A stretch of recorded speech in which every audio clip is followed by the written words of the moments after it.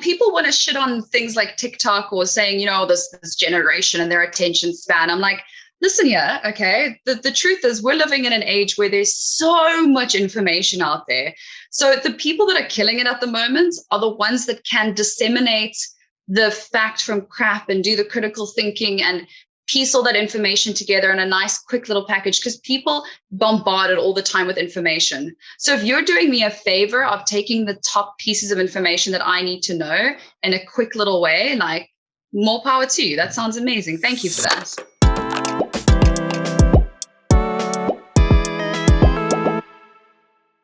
Hi guys, my name is Stacy Hart and I'm a content curator in South Africa, and I started a content marketing agency in South Africa about 3 years ago. Awesome. Perfect. That's one of my first questions that I wanted to ask, because obviously I noticed in your Instagram you have the company tagged. So I wanted to ask if that was your company that you started and kind of how that came about. Yeah.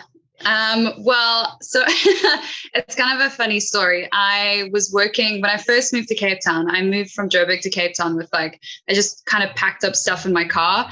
To be honest, I think my mom was also low-key trying to kick me out of the house. So she just sold her house and she moved to Stillby. And I was like, all right, well, then I guess I'm just packing my stuff and moving to Cape Town. And I was staying at Airbnbs. I moved there in December. And I stayed at a couple of Airbnbs, and one of the guys that was I think he was working at the Airbnb now that I think about it. Hold on a sec. Do you want me to just show you? Let me just put that on silent. I'm so sorry. No stress. Story of my life. People leave me alone. I'm busy. That's perfectly fine. Do you want me to start again, or are we good? No. You know what? I'll just leave it all in. It's just a part of how conversations go. Great. Yeah. So I met this guy at the Airbnb I was staying at, and he offered me a job, and I was like, cool. He just also had a startup with a startup digital marketing agency, specifically social media. And I started off just doing content creation because I had a camera and I had studied it after. So it seemed like a plan. And then I moved from there and I worked at a company that my other friend and his brother had started. And I was an account manager there. So I was primarily in sales and a little bit of operations, I'd say. Like, it's funny when you work at a startup space, like you're not quite sure where you fit in yet. And you're trying to you're working with many different hats and tools and whatever the case is. And from there, I then took all that knowledge and I started my own thing. And it's kind of the rest is history. Yeah, that's so true what you said. Now, in any kind of creative field, I feel like when you're starting something up, you end up wearing every hat that there is to wear. You just got to do it all until you can bring other people on. And speaking of that, do you have an office that you work out of now, or people that you're working with or whatever? Yeah, so I've got a content creator that works with me. His name is Kano. Shout out to Kano. He is amazing.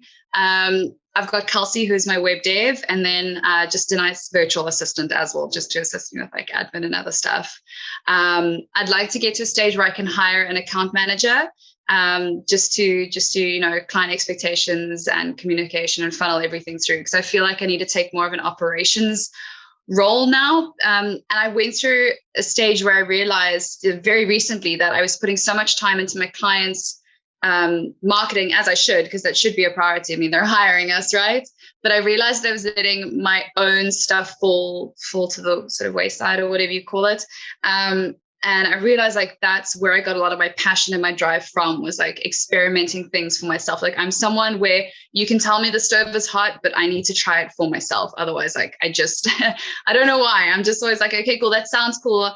I hear what you're saying. Thank you for warning me. But, sometimes you just got to put your hand on the stove and see for yourself. So I love to experiment. And I felt like I needed to do that for myself again. And I'm starting to find the passion in what I do again. So if anyone's struggling with that and feeling I feel like I'm working really hard and I feel like I'm getting a lot of stuff done and I'm filling up my day, but I'm really just starting to feel a little bit depressed and anxious and not keen to get going in the mornings. It's well, maybe take a step back, find out what are the 2 things that you could do for yourself using your craft that would build up your own brand and your own business. And then I suggest trying to doing that. Yeah, I mean, that's very good. It happens so many times, the thing you mentioned with having to touch the stove with yourself. I mean, even in all of the video things I've done, I mean, I didn't study a full course, but I studied a year, and there were so many things, like we did social media and all of that kind of stuff as well. And there's so many things that you get taught about how to handle certain posts or videos and things. And it's like, yeah, cool, take it all in, take my notes. And then I still go do the wrong thing in video. And I'm like, oh, yeah, they're right. I should have done the other thing. But completely. I feel like maybe I don't want to say it's everyone, but I feel like it's everyone.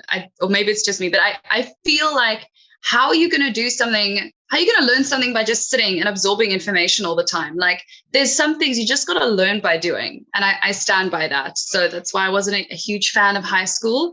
It was just incredibly cerebral and boring AF. But other than that, it was fine. I had this conversation with actually my first guest. He was at college with me because my college was like 100% practical. Like, we didn't have exams or anything like that. It was just completely hands-on. And it's the same deal. I couldn't go to, and I'll ask you about that in a second, but I couldn't see myself going to like after and studying film or something like that. I just can't get through that. I mean, like you said, high school was just, I knew I couldn't go through another like 4 or 5 years of like theory and then, or like lighting work and all of that stuff. I just knew I couldn't do it. So I found Orms, actually, the like camera photography store. They started Love them. Shout out to Orms. Shout out to Andrea at Orms. Yeah. Yeah, I mean, all of my stuff comes from Orms, and then they started like a school for photography and videography and all of those kind of things. So, and that was awesome. So anyway, it kind of led perfectly into that. You said you studied it after. What was that? Like, what did you actually study? So, just to touch on quickly before I answer that, I think you also asked me about rooms and like, do I have my own office space?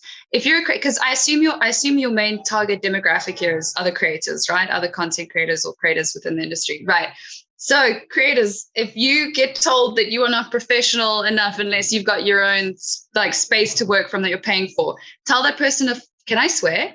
Go for it. Fuck right off. Like, that is a lie. Anyone who makes you feel like you need to reach fucking certain materialistic milestones in order to be something, no, sorry. Keep like your money, like try and save your money for shit that actually matters. Because if it's all just for show to be like, oh, I'm so important because I've got like a hot desk or something. Like, if that works for you, fair enough. Like, I know a lot of people who are like seriously extroverted and they've just found themselves working in front of like in a job where they work in front of the computer all day. And so being around other people actually helps them to focus more rather than just being by themselves. And maybe it makes you more accountable with your work. That's fine. Like, what I'm saying is, if your intention is to like impress other people and convince them that like you're a serious person, then no, can't deal with it. So I've tried everything, and I tried all those cool things because everyone made me feel like that's what I needed to do. And I ended up getting myself into some pretty precarious situations where I was doing exchanges of work for like a hot desk because I couldn't afford it with my startup. So I was just like, well, we'll do work for you, you know, in exchange. Like we'll promote and we'll take content for your space, and in exchange, then you just let us have a hot desk. On that note as well, sorry, because I know a lot of creators out there probably do the same thing where it's like exchanges, trade exchanges. I am so wary of those. I would say that I've actually stopped those altogether now. Either I'm going to do something for you for free and I don't want anything back because I want the freedom to create what I want to create, because it's at the end of the day, it's going to go into my portfolio. And that's how I work. Or I'm going to tell you what the value is of my thing and you pay me for it, and you tell me what the value is for your thing and I pay you for it. Trade exchanges are so dangerous and are a very quick way for you to end up in a situation where it's like you could definitely burn a lot of bridges doing that. And I wouldn't say I've burnt bridges, but it's certainly soured a lot of working relationships that I think could have otherwise been saved. Did that happen? I don't know if you want to go into it, but did that happen with what you were talking about with the place that you were doing hot desks at? Oh, no, not necessarily. I was just thinking like in general, I know a lot of people who are like starting off in the creative industry or just in their industry or startups or entrepreneurs, and you're trying to find ways to save costs, and you also want to build your community and network with people. And I think trade exchanges are the first thing that people go to. That's been my experience anyway. I'm not saying all of them have been that way, but majority of them enough where it's like, let's not do this anymore. Yeah, no, definitely. And it's the same goes with, I've had this conversation with a couple other people with free work. There's like a time and place, and sometimes it can be really good for networking, and maybe you can build a relationship with someone or meet other people that can hire you later. But also it can water down your company or yourself if you keep doing it over and over, because then eventually people are going to be like, well, you did this thing for free for me, so why would I pay you to do it now? Or this guy said you did it for free. Why? Like, yeah. So I just think there's a time and place. You need to like work that out, the balance. Yeah, 100%. Quick one. Can I quickly turn off my gas heater before I like gas my entire place up? Give me 2 seconds. No problem. It heated my place up a lot quicker than I expected. And I was sitting here being like, why am I so sleepy? And I'm like, all right, the gas heater, never mind. I think with trade exchanges, or free work, let's say free work in general. If I'm going to do free work, it's not because I'm trying to necessarily eventually get paid work from that person. If I'm going to do free work, it's because I have an idea creatively that I want to execute on.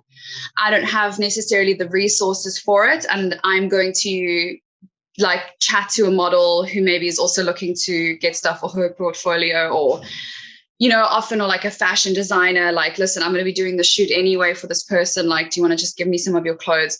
But it's for free. And if you're doing it, you dictate the terms. There's none of this person coming back to you and saying, oh, well, I didn't get this or I didn't get that. Like, of course, have that chat, communicate, but you dictate the terms, because it's for you. And yes, you want to make everyone happy and have them come on board. So like I said, have that conversation, but never do free work for someone that you're hoping to land as a client. Like you said, I have never seen that work. The person will come back to you and say, oh, I love your work. Actually, let me hire you.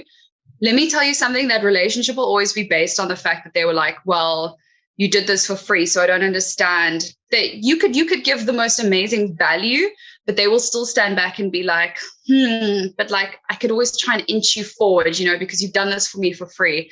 Rather do free work for people that you love their work and you love their stuff and their creative sort of thing. Collab with them if you want to, and then use that work to get other clients. Yeah. And I think it definitely works in another sense of like spec ads for people that do product type things, in the sense of like, if I have an idea to shoot a Red Bull advert, but I'm a nobody and I'm not going to be able to contact Red Bull, I think it's fine to still go ahead and do it anyway. And then it could possibly be a thing that they see and go, wow, that's really cool. Maybe we should pay for it or buy it or work together, that kind of thing, because otherwise, there's no real way to initiate that relationship if you can't get through to like a bigger company. So I think that can also work. Did you just pick Red Bull like off the top of your head? I did see that there was a Red Bull video on your account, but yes, kind of. Oh my God, can we talk about this? Yeah, for sure. I've got to be careful because I can sometimes get a little bit too passionate in what I say. So I've got to be careful here. But I want to talk about this, right? Like, so we, myself and Cato, my content creator, we come up with like cool ideas that we want to execute on. And we'll be like, well, we're going to do this thing anyway. We want to do a cool product shoot where we wanted to do some slow-mo shots of like stuff in water, like with fruit. And we kind of had an idea, but in terms of the product we were going to use, it didn't really matter to us. But we were like, well, if there's a brand out there that, likes the look of it and wants to share it, that's cool too. Like, who should we get in contact with? And I had 1 or 2 contacts at Red Bull, and I said to them, listen, we're going to do this thing anyway. We're going to go and buy some cans. But if you guys have any new cans or any cool products which you want us to use, do you want to just slide it our way? And they did. And we were like, cool. The cans were actually a little bit damaged, so we ended up having to get cans ourselves anyway. But it doesn't matter. Like, the cans are not that expensive, like in retrospect. It was more just like, like friendly, nice. And did the whole thing, posted it. And then I ended up going out for a dinner where one of the ladies, one of my connections, was there, and she was like, oh, how did it go? Showed her the video. She goes, wow, this is so cool. This is the details of the marketing manager. Go ahead and send this off through to her. Just for the record, I never did this, trying to get in good with Red Bull. I didn't want anything back from them. Like what we got back was like this amazing thing that we had made. So my problem with this interaction that I had, it came from a place of, not bearing in mind, we had posted this video already. It had been up for like 1 or 2 weeks, I think 3 weeks. So I was like, cool, sent it off to this person. And it was just, this interaction was not pleasant at all. It was a very open dialogue. And basically she said that the branding was incorrect. And I was like, 100% understandable. What would you like us to do? Do you want me to remove like your logo at the beginning and at the end and we just have the clip? What are you comfortable with? Okay. All of a sudden I get marked and flagged that it was a copyright infringement. Not only did the video get taken down, I also couldn't post on our thing for like, I think 1 or 2 days. So you can imagine how irritated I was, because it was like, we had an open dialogue. I didn't need your permission to post this, right? And if there was a problem, so I think in future, if you are going to do this, like just learn from our mistakes, like don't actually put the person's logo as an overlay or like their slogan, because I think that's a little bit, you're in tricky waters there. So I think you can definitely use their product that has the logo on it, but don't include their branding as like an intro and outro, like an overlay.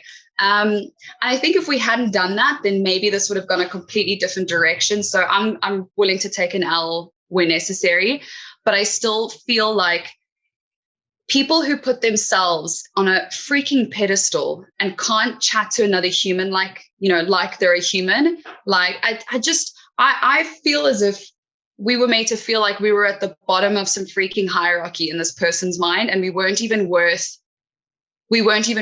a second of their time. And it was this overly fake nice as well, which I don't enjoy, and I responded back and I said, listen, I don't understand what happened. I thought we were having a dialogue here, and I'm actually a little bit disappointed in the way that this was all handled. Also didn't get a response. And it's sad because I will never buy another Red Bull again. And it's sad because it's just one person and it's not the entire company. And like I said, I have connections, at the company, and they're amazing people. But especially I feel like if you're in the marketing section or communications and you make it very blatantly obvious that you are, the face of marketing for Red Bull, get your people skills up. You know what I mean? Like it was completely unnecessary. It was completely unnecessary. And again, I'll take an L. I definitely learned some things from it, and I got a nice little, slap on the wrist, a little bit of an ouchie, and I'll take my lessons. But just treat people with kindness, man. It's so unnecessary to be rude like that. No, so yeah, that was that whole thing. That's crazy. No, I did see that video, but I just thought of Red Bull now because I was thinking of products that I've thought of before, and I just thought energy drink, and obviously Red Bull or Monster or any of those things Monster is the first thing that comes to mind. Yeah. Use Monster instead. And what's funny is I actually saw so many other posts that people had made using Red Bull cans as well. Yeah. And I have people tagging me, and it frustrates me a little because now that everyone knows there's this I don't want to call it beef because I don't even think I pop up on their radar at all. But I have some people in my community on social media who have started tagging me on product shoots that they've done using Red Bull's cans, and their stuff is never unflagged. So I think the key thing is, if you're going to do something like that, maybe don't get in touch with the marketing manager because you never know how they're going to react. Rather ask for forgiveness than permission, or you know what I mean? Okay, yeah. Oh gosh, no, that doesn't sound good at all. And I mean, it's like you said, it kind of leaves a bitter taste in your mouth. And whether it's like you said, it's not the whole company. I mean, it's an international company or whatever, but it's still now every time you go to pick up a Red Bull, you're like, oh, this is that thing that happened however long ago. So see, I'm terrible because I'm petty now, and I will not drink a Red Bull just because of that. Exactly. I cannot tell you how many companies, it's like when they say don't meet your heroes, right? And I understand why now, because there's been so many companies where I've really admired them, and then you meet the people behind the company or something, and it just takes 1 or 2 negative interactions to completely put you off, which is so unfortunate. But it's something to take note of. I think it's a touch point. It's a form of branding. The people who work within your company and the interaction that they have with other people is one of the most powerful forms of branding. 100%. And if you aren't careful, like you'll put, and people talk, I mean, we're talking about it right now, you know, word of mouth is incredibly powerful. So yeah. It's actually funny that you put it that way. I was just reading a book called Rework. I don't know if you've ever heard of it. No, is it any good? Should I read it? Yeah, I think it's definitely a good read. It's very well put together. Like every page, not every page, every chapter is like 5 pages. So it's really sathing to read because it feels like you're constantly finishing things. So you can take like 5 minutes and then, I finished the whole chapter. Little dopamine or like serotonin goes off. You're like, exactly, yeah, I'm productive. Yeah. So, but what made me think of that now is the chapter that I just read. He was talking about marketing and how marketing isn't a division. It's the company. Like accounting is a division in the company. They do accounting, but marketing is the person that picks up the phone, the person that responds to your emails, the person that talks to anyone. It's all part of marketing. So it's not just, and that's kind of exactly what you said. So that's why it made me think of that now. It's anyone that works for that company that talks to anyone else is part of marketing, because the way they portray themselves, the way they say anything is marketing for the company. So that's what we call, the technical jargon for that is called touch points in branding or in marketing. So anytime you have any interaction with the brand, whether it's human or non-human, anything, it's called a touch point. So you need to, as a marketer, especially if you do content marketing, your job is to go through not just digital, but also everything else and figure out what is the customer experiencing here? And is it positive or negative? Is the brand being transmitted in the way that it needs to be? And if not, how do we fix that? So yeah, 100%. I must give it a read. That sounds like something I'd be interested in. It's tickling my ADHD brain where I'm like, I could do like 5 little points, 5 minutes per chapter. And it's exactly that. Like, I think I blasted through half of it within like a week because it gave me that, like, I don't mind reading it in the afternoon because I can finish a chapter. And it's almost similar to why people explain why TikTok has become so addictive to people, because each video is like 4 seconds. So even though you're like, I'm just going to check a video, 4 seconds goes by and then another 4 seconds, 4 seconds, 4 seconds. And then it ends up being 5 hours or whatever, where you could have watched the movie or whatever that you didn't want to watch because of the time. And that was exactly the same for me. And people want to shit on things like TikTok or saying, you know, this generation and their attention span. I'm like, listen here, okay? The truth is we're living in an age where there's so much information out there.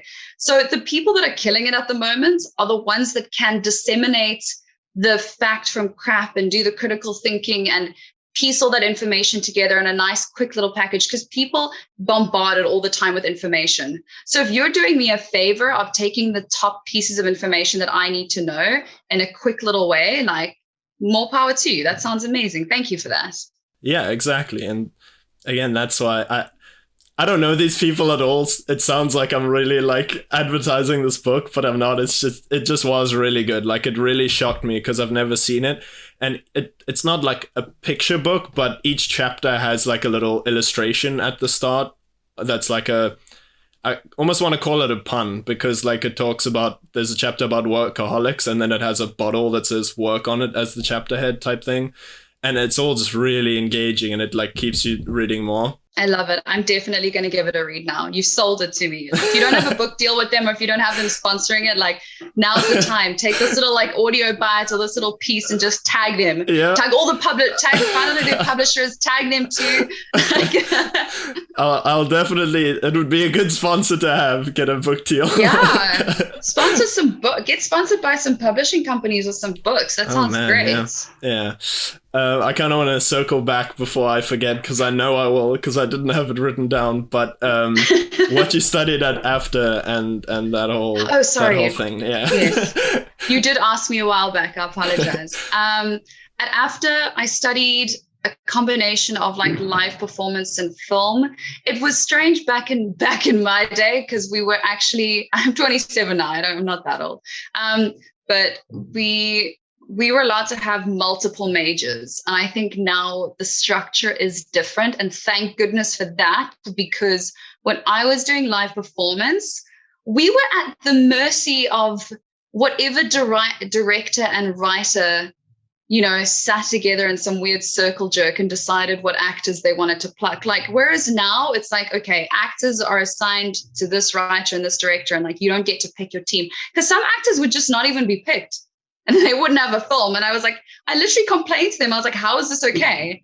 Like, I am paying my school fees, like, well, technically I wasn't, my parents were, but still, like, someone's paying for it. It's being paid. Someone's paying for it, so. And it's a lot too, And it is no joke. It is no joke. And I left high school, like, having a point to prove and being like, I'm going to get every ounce out of this experience that I can, because it's finally something that I want to be able to do. And then, so I studied that for honors. I studied that for 4 years. And then I went on to study at Vega. And then I just do courses every now and then. I would recommend like doing like just a free course. I mean, I did something at Red and Yellow for paid media just because I was genuinely so terrified of paid media, because everyone was using all of this jargon and I was like, I don't understand this. I feel like I'm too stupid for this. And then when so I needed like something to push me to do it. And I was like, okay, I'm paying for this. I was paying for that Red and Yellow thing. I'm accountable for it. So I need to be able to do it. So it just got me over the fear and the hurdle and like, like wanting to start it. So, but at the moment I'm thinking about doing like my Google Ads certification. I think that could be cool. Again, not for the actual piece of paper or digital paper at the end of it, just because I still want to be able to learn more. I think content marketing is huge to do with that. So yeah.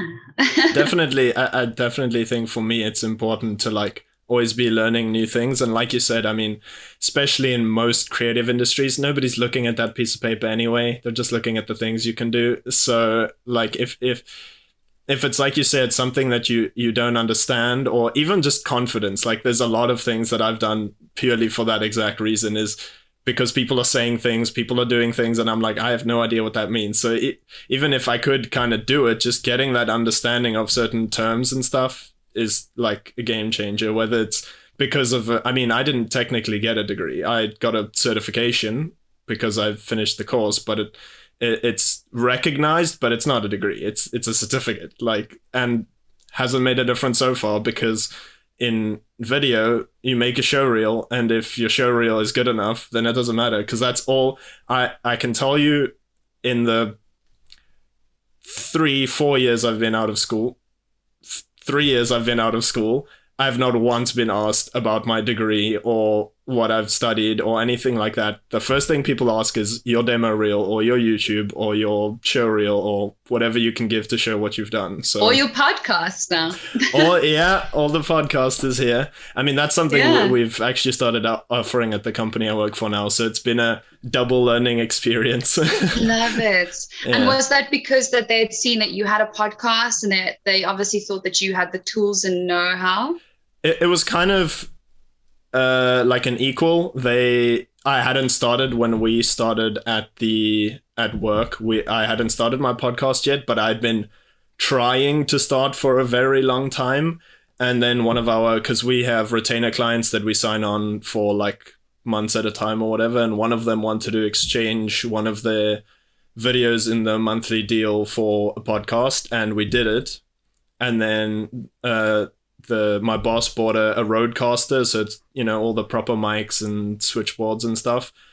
Oh, yummy. And so that kind of pushed me, and I was like, man, I really want to get this going. And then I kind of for a couple months got into the feedback loop of, well, I can't use that stuff at home. I don't have any special things, so I don't want to start until I can do that.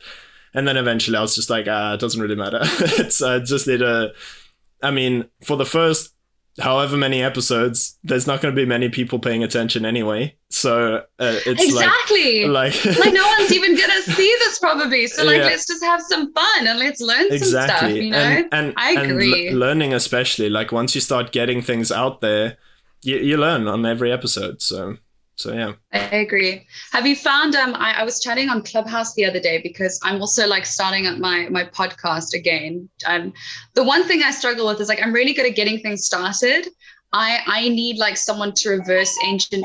I swear I turned you off. What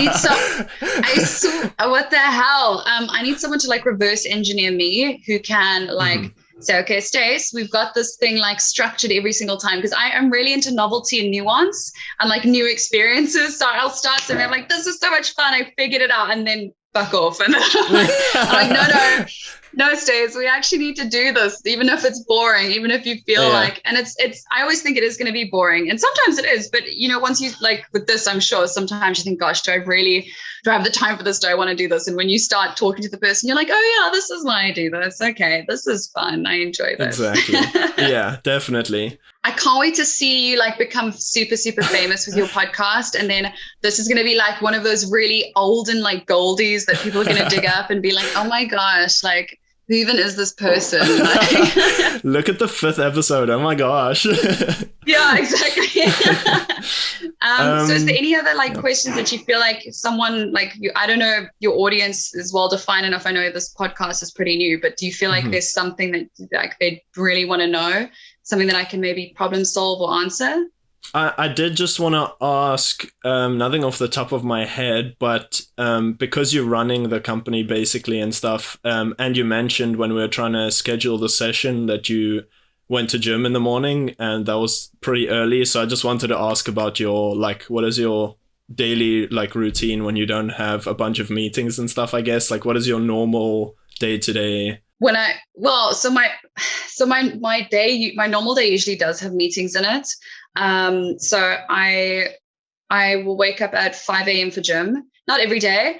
I only gym twice a week for boxing, and then I've got dancing, and then I'm trying to get back into pole as well, because that's also really fun. Because otherwise I was burning out. I was trying to gym like 4 times a week, and it was just too much. So so I have gym at, like, for example, today at 5 a.m. And then I had my first meeting. I had a consult from 8 until 9. And then I had another consult from 10 until 11. And then now I've got you with the podcast. And then straight after this, I'm going to try and fit some lunch in. And then I've got clients work that I'm going to do until 5:30 or till 7:30 maybe in the evening. And then from 7:30 till 10:30, I record my own content for my own social media, and I try and schedule some of our work for my company's social media, because it's two-pronged, right? So I've got my personal brand one, which I post content on, which is at @bosslady_CPT for anyone who's listening. And then I've also got, and then I've got my company's one, which is MatterAtHart, MatterAtHart.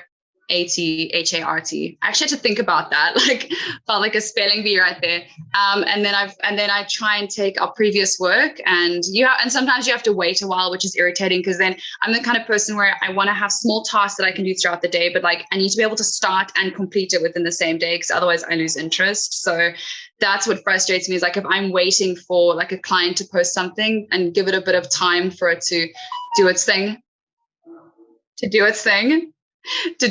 and then I can post it. So sometimes I have to force myself to go back and try and find those clips and schedule it. But yeah, that's my day. Mm-hmm. And it doesn't sound like dinner was fit in there anyway. Do you eat at all? oh fuck, I actually did forget. I'm gonna be honest with you, I love to cook, but I just don't have, my apartment's a mess. I literally threw things off of my bed, because I just also don't have time necessarily to clean as well. So I've got a domestic worker who comes once every 2 weeks, but I also can't necessarily work in messy environments. So it's really confusing. So I'll try and find time in between everything to clean up. And for dinner, I'm trying not to order Uber Eats anymore, because I don't know who I think I am sometimes. I'm definitely not that bougie or well off that I can be ordering Uber Eats every night. So I'm trying to do the whole stick some chicken in a air fryer, some veggies on the stove, and some couscous. And I'm cool, that's my go-to sort of dinner. I'm very elaborate and extravagant. Well, otherwise I'm trying to find a sugar daddy to pay for my meals. For the 10 people that are listening, is there anyone maybe? Well, here's another deal that I don't have that I maybe should have, and I'll definitely tag them in this clip too. But it's something I started using like 3 weeks ago. Yeah, about 3 weeks ago. It's called Daily Dish. I don't know if you've ever heard of them, maybe. No. But Does it give you ideas?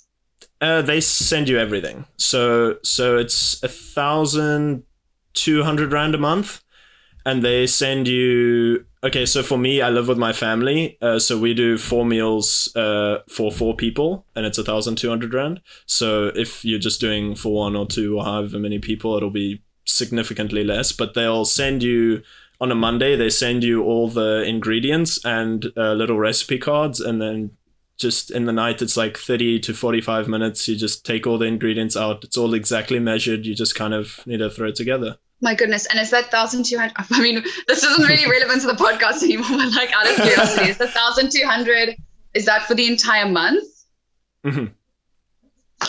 Thank you. Do you know, I did like this whole FitShift thing as well for a while. And then, and I did You Cook as well. Shout out to David Tor. He is amazing.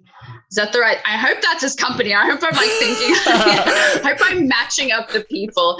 Okay, cool. Rad, thank you. I will do that. I completely forgot that those things existed. Like, do you see what I mean? Like, I will do things and I will have done it for the novelty, and I'll be like, this made my life easier. Cool, on to the next thing. Like, even if it made my life easier, I'm like, this is boring now. Who needs easy? Who needs comfortable? Like, I need to feel the thrill of not eating and starving. Yeah, that sounds way more fun. No, yeah, it's been great. And it started exactly as the like novelty. It's kind of a new company. I mean, not new, but like they're kind of small still. And they're similar to You Cook, except I think right now on Instagram, You Cook has like probably in the hundreds of thousands of followers, where I think Daily Dish has like 8,000 maybe, which is not small by any means, but it's not, comparable. And so we were just like, to that. Yeah. And, there's benefits to being like the underdog. For sure. And so we just wanted to try it out, just like you said, for the novelty and for not having someone have to grocery shop and work everything out every day. And we did it for the week. And then, because you can have, I actually think, so the 1,200 is per week for us. I messed it up. I was going to. Okay. But I reckon for me it would be different because it's just a lot less. Me. Yeah. So but for us, like I said before, it's 1,200 per week, but it's 4 meals for 4 days. So it would be a lot. It would probably be 1,200 a month for you. But please do me a solid. Please just take this clip and like, please send it to them, or like, please just make it a separate thing, because I promise you now, because they are this is the benefit with having these smaller companies, is they will be more like on it. And I'm not saying you won't be on it, but like sometimes companies grow to a certain size where it's difficult to get a hold of the person you would need to. Please send this off to them and see if they wouldn't, even if they like sponsor, or even if like you do a giveaway, or like, because I don't know if a small company would have the budget to be able to like give you money for your podcast, but like something, it'd be so cool. It would be awesome. It would be so in line with your target audience, because it's a bunch of people like myself, and like if you just had to do a giveaway and like it's your 10,000th follower, I don't know, like a month's worth of meals, that would be great. Exactly, that would be awesome. And it's funny because you kind of said like we're getting off topic, but I actually prefer that. Like we can get into all, because it's not it is kind of off topic, but for all kinds of freelancers and creatives, it's not really off topic, because everyone has that same struggle. They're sitting here taking notes. They're like, cool. Like, this sounds great. Thank you. That's Nobody so has relevant. time to every Sunday or every day of the week be like, what am I going to cook tonight? Do I have the right ingredients? And so it's perfect. I swear to God, anyone who says that they can is lying. Like, that's why I wanted to be completely honest when you were like, oh, you had gym so early. And I was like, yeah, I do. But please, I only do that. Like, I only have my 5 a.m. wake up twice a week. And then anything other than that, I'm like gymming in the evening. And that's like another twice. Or like, then I try and go on hikes. But seriously, people, don't buy into this burnout culture where everyone acts like they've got their shit together. Like, whatever you take from one side, you're not going to have from the other. Like, I'm so busy at the moment that my place is in complete shambles, and like my scheduling clearly is like not where it should be. So yeah, you can't burn the candle at both ends. You can only do it from one side. But yeah, so that's why it's been great, because every Monday you get the ingredients, and it takes, I mean, you still have to like cook it. You still need to like cut the veggies and peel the potatoes or whatever, but everything's measured out. They give you the exact like spices and all of that kind of stuff. So super easy. So what are they called again? Daily dish. Yeah. Where's the mic on this thing? This is like a cheap pair of headphones I think I got once at a museum. I was gonna be like, do like a quick little voiceover, like, hi, are you a freelancer with no time on your hands? Then be sure to go with Daily Dish, 1,200 Rand for 4 family members each week. Daily Dish, the proud sponsor of, what is it? Creator calls with creators? Calls with creators. I love how I got so far and then I said the name of the podcast. That's amazing. Oh, that's going right in their inbox. But anyway, I won't keep you for any longer. I'll say, if there's anything else you want to promote or whatever, as the host of Hot Ones would say, I'll roll out the red carpet to you. You can say whatever you want to say, and then we can wrap up. I love that. That's such a great technique for a podcast to say that at the end. I love it. Yeah, I mean, look, so if anyone's on Clubhouse, I'm starting every Tuesday morning at 7 a.m. I think I'll have to double check, but I think it is 7 a.m. on Clubhouse. I'll be starting a chat or a group. Not entirely sure. To be honest, I just started on Clubhouse a week ago, but I don't feel fear. So I'm just like, I'll start a group. I know nothing about it, but I'm going to do it. And it's just going to be for creators, for people within the digital sphere, just so we can sit and chat. I'm not sure what structure I want to have on it just yet. I think I just want to get people collected on there, and we can just chat and share information, and maybe we'll see where it goes from there. So if you're on Clubhouse in South Africa and you're a creator, then be sure to join at 7 a.m. every Tuesday on Clubhouse. Perfect. And I'm boss lady _CPT on Clubhouse too. So awesome. That's so great. Then I'll just turn to over here and say, everyone that's watching, thank you for actually watching all the way to the end. Thank you so much for listening, and I'll see you in the next one.